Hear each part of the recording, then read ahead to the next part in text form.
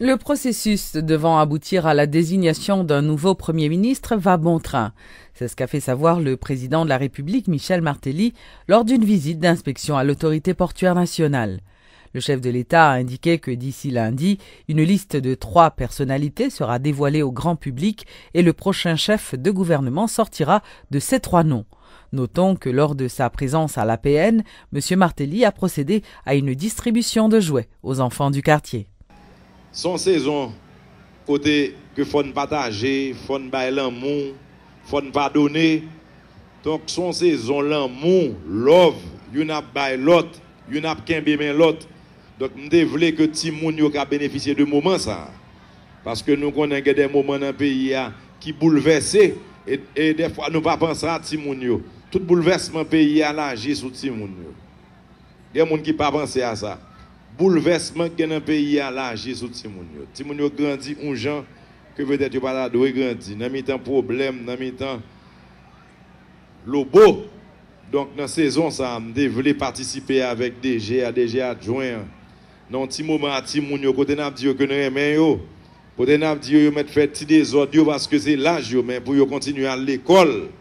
Puis yo travaille bien demain pour yo venir un gros président, un gros DG, un gros parlementaire, un gros député, un gros ministre, un gros ingénieur, un gros docteur, c'est l'école là pour nous commencer ti moun yo.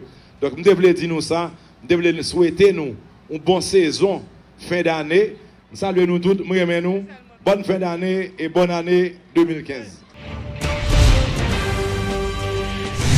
Les 9 membres du Conseil électoral provisoire ont présenté leur démission dans une correspondance adressée au chef de l'État hier jeudi, conformément à une résolution adoptée en séance plénière le 17 décembre dernier. La démission en bloc des membres du CEP entre dans le cadre de l'application des recommandations formulées dans le rapport de la commission présidentielle chargée de faire des propositions de sortie de crise. Moins d'une semaine après avoir reçu le rapport de la commission consultative, la plupart des recommandations ont été exécutées. Seule la démission du président du CSPJ, Anel Alexis Joseph, se fait encore attendre. Il faut dire qu'en début de semaine, lors d'une rencontre avec le chef de l'État, il avait demandé un peu de temps avant de prendre sa décision. La table de concertation de l'opposition a publié ce vendredi son calendrier pour la 3e phase de mobilisation visant à renverser le pouvoir en place. Sans considération aucune pour les fêtes de Noël et de fin d'année, l'opposition radicale compte manifester dans les rues de la capitale les 24, 26, 28, 31 décembre, puis les 1er et 2 janvier. Ce choix de la table de concertation de ne pas accorder de trêve en cette période inquiète certains citoyens avisés de la capitale. Pour chasser le président Martelly du pouvoir, toutes les dates et toutes les périodes sont bonnes à exploiter pour l'opposition radicale. Si dans tous les pays du monde, la fête de Noël est l'occasion de trêve, de réconciliation ou d'accord, entre autres, en Haïti, le contraire est presque devenu la norme. Le calendrier de la table de concertation comprend pas moins de 4 dates pour la seule fin de ce mois. Les 24, 26, 28 et 31 décembre, journalistes, policiers et manifestants se confondront dans les rues de Port-au-Prince pendant des heures. André Fado est le représentant du secteur populaire. 24 décembre, nous prenons la rue. C'est toute nuit, nous avons fait devant le palais national pour nous donner Martelly. 26 encore, nous avons dans la rue. Même genre. 28, nous avons dans la rue. 31, nous avons fait toute nuit là, dans la rue. Et 1er janvier, à tout prendre nous. Et 2 janvier, tout. L'objectif de cette frange de l'opposition depuis tantôt 3 ans, pousser le président Martelly à démissionner. Dans quel but? Délivrer le peuple haïtien. Ce même peuple haïtien qui ne demande qu'à passer un Noël en paix, même si ses moyens économiques sont faibles. Un loisir qu'il n'aura pas, car les arguments de la table de concertation pour ne pas accorder de trêve pour cette période sont embêtants. Timothée Roni et André Fado. Dans la phase pays arrivé là, par rapport au problème chômage, problème grand goût, problème insécurité, problème la vie chère, problème révocation massive, nous pouvons concerner chaque grain citoyen. Mais ce n'est pas nous-mêmes qui sommes responsables. Au contraire, c'est nous qui n'avons pas fêter, même pour créer possibilité pour la population, pour aller dans la rue.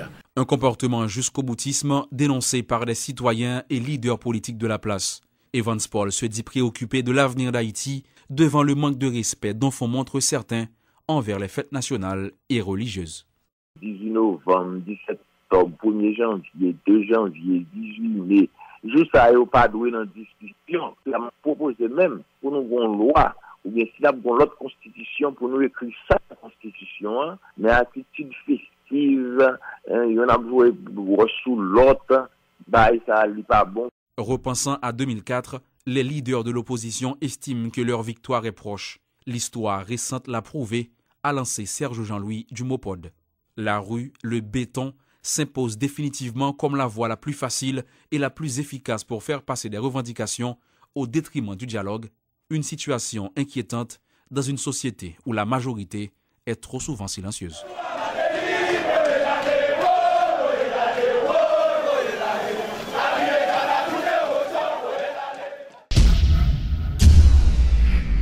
Le mandat de Michaël Jean en tant qu'envoyé spécial de l'UNESCO pour Haïti prend fin ce vendredi. Dans un communiqué émanant de son bureau, Michaël Jean estime que les efforts consentis jusqu'à maintenant pour reconstruire Haïti doivent être maintenus par-delà les nombreuses difficultés de parcours.